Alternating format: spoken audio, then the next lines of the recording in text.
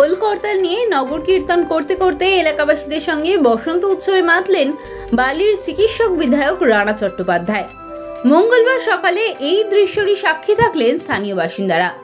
বেলুড় মঠের কাছে স্বামী বিবেকানন্দের মূর্তিতে আবির ও মাল্যদান করে প্রাক্তন কাউন্সিলর পল্টু বণিকের উদ্যোগে এই আয়োজিত বসন্ত উৎসবের সূচনা হয়। এরপর প্রায় 1.5 কিমি রাস্তা পরিক্রমা করে রঙ্গলি মল পর্যন্ত পথ চলতি মানুষের সঙ্গে বসন্ত উৎসবে মেতে ওঠেন বিধায়ক রানা চট্টোপাধ্যায় স্বয়ং।